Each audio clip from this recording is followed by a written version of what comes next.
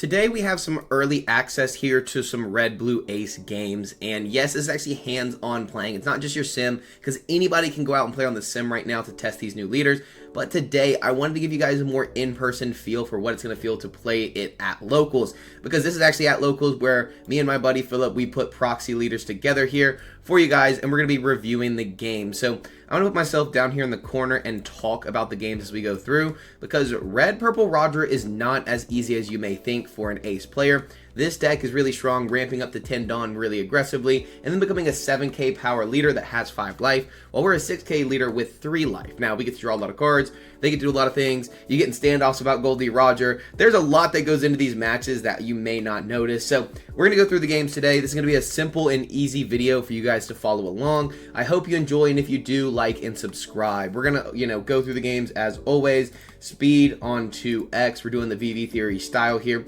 It's a short match of Ace, and we're going to talk about it. Here is Ace, and here's Gol D Roger. In case you don't know what Gol D Roger does, we're going to start with that. If you have any Dawn cards on your field, give 1 Dawn card that would be added during your Dawn phase to your leader. So every time you gain 2 Dawn, one of those Dawn must be attached to your leader at the start of your turn, so you basically have to always play off of curve.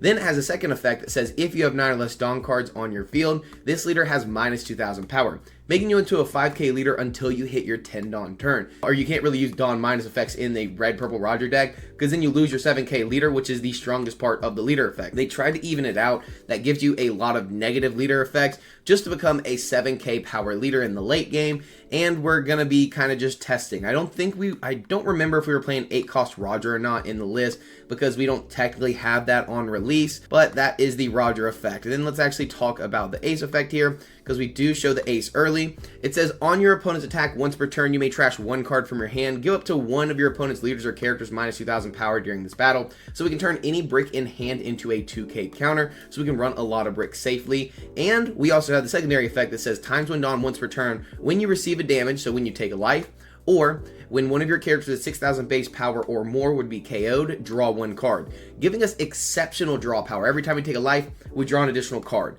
basically giving us an extra life in a way, an extra resource. Gives our opponent's leaders attacks, or attacks in general, double attack in a way, where we get to draw an extra card but not lose additional life while still keeping our 6k power.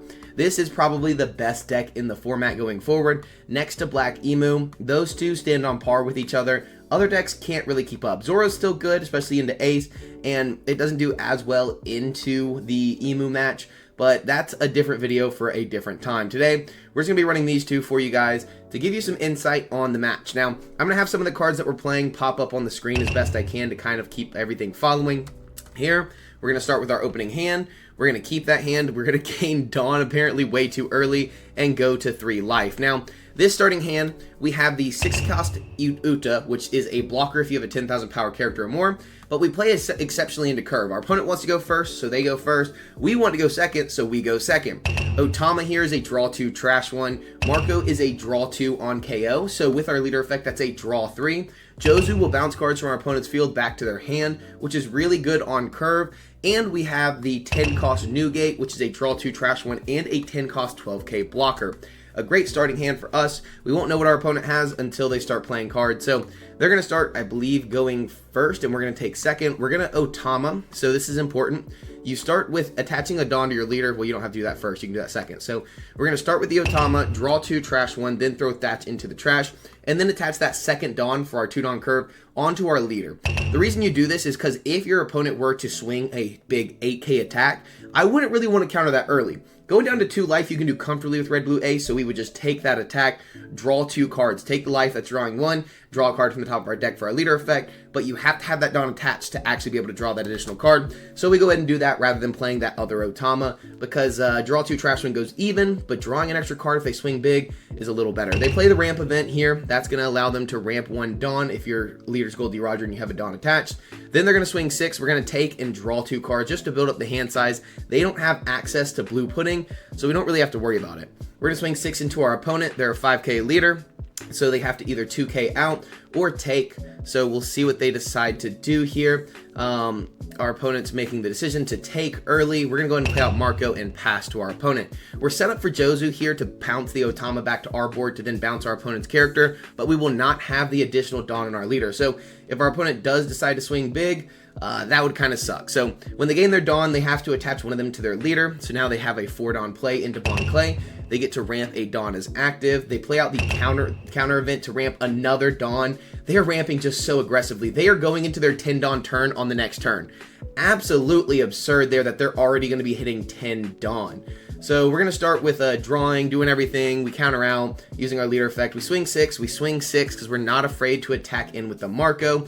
We're going to go ahead and Jozu back their Bon Clay. The reason we do this is because of Bon Clay's ability. It can copy the attack of one of our characters when attacking.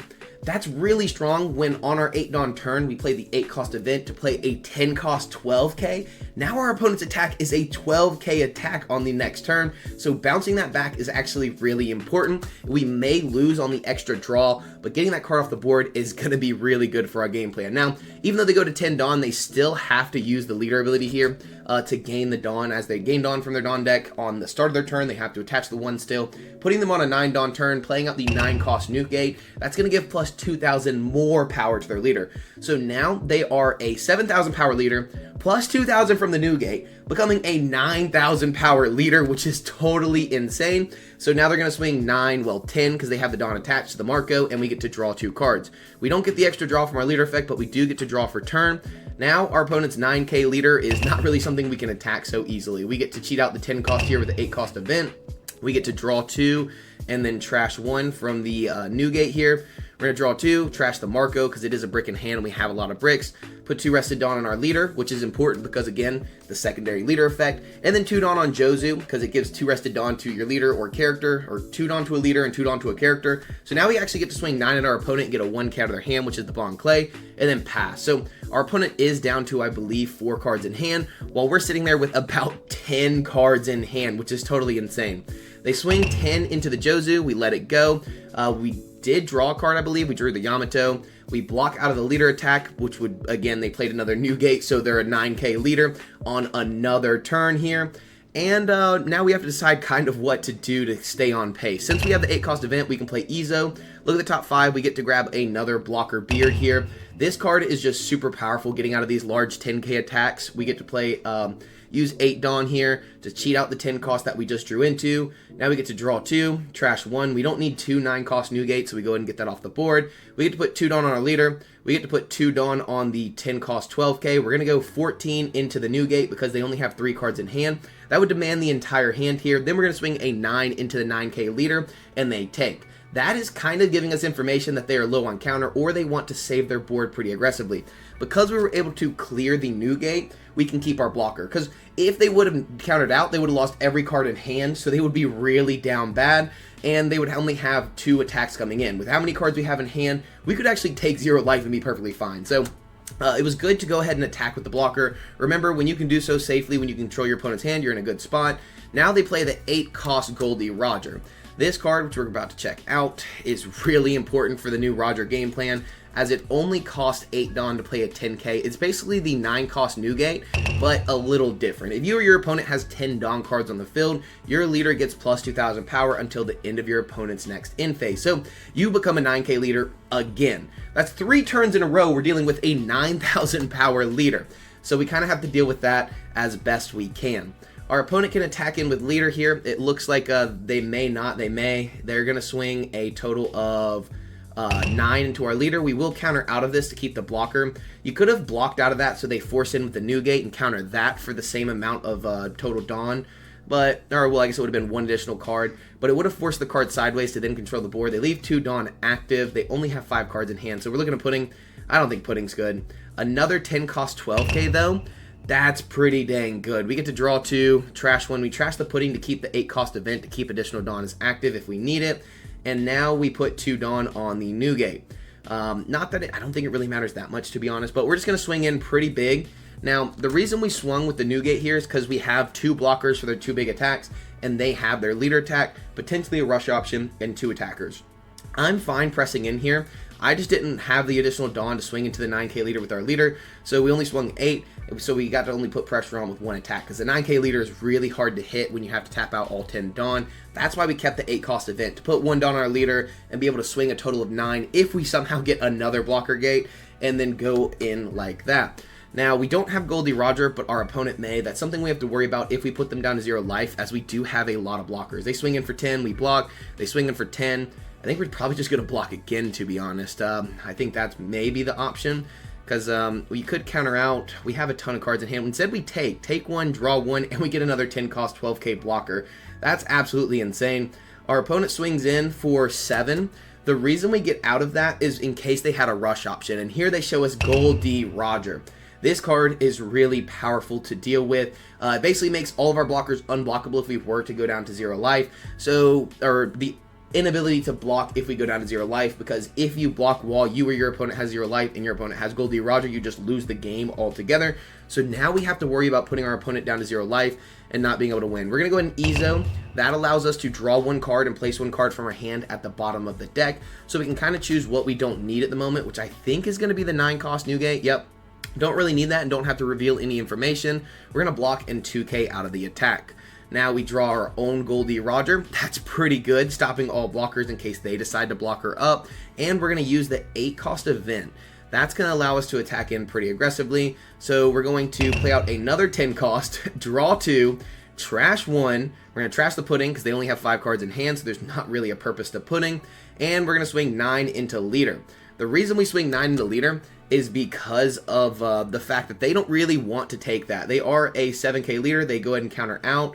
Or they swing 8 in the leader, they go ahead and counter out, because if not, they'd have a 12, 12, 12, and a 14, because technically one of those Newgates should have the 2 additional Rested Dawn on them. I just didn't attach it. We tap 2 Dawn for Uta, because if you have a 10,000 power character or more, you can just play it out for 2 Dawn. It has -4 cost in hand, so totally insane when we have a full board of 5 blockers, and they only have 4 attacks. So we're getting into our own way where we can play Gol D Roger if we need to, if they start to block her up here, and we can take life accordingly. Now, of course, we need to block out first and then take life, but it just depends on what our opponent decides to play here. I think they're just going in. I think they're just going in. Nope, nope, nope. It looks like they went ahead and tapped out for Rayleigh. Rayleigh's going to have Rush, so they try to rest the Uta. Rayleigh specifically reads you rest a 5 cost, so it does not rest the Uta here. They go ahead and swing in 8 with the Gol D Roger. We counter out 2k, 1k, because we don't even have bricks we want to get rid of. They swing in, we block, block, block. They swing in with Gol D Roger. And not that they have a blocker or anything, but I think we're just going to Gol D Roger for the fun of it. They're down to 5 cards in hand. Looks like we're not going to Gol D Roger. We just get 1 card out there. We swing 12 into leader, 13 into leader, which would be 2k, 2k, 2k, 1k. 4 cards out of hand, putting them down to 1. They couldn't do that. So we finish them off with the Uta there, the 4k Uta. We showed them we could have Gol D Rogered if he blockered up, and we kind of just controlled the board. Getting that many Newgates was really insane to find them. I'm not going to lie to you guys. So that was basically the quick math on this match. I mean, like I said, it wrapped up pretty quickly, but I think you can see the control that has to go back and forth as they become very powerful with their plus 2,000 to their leader, and it really increases the power of the Gol D Roger deck. Just finding 4 of the blockers really helped us out. Now, we could have become an 8k power leader and used the blockers accordingly and countered out from hand, as we still ended the game with, let's say, how many cards is that? 7 cards in hand. So we were perfectly safe even after countering out from that last turn altogether. And yeah, that's the game, my guys.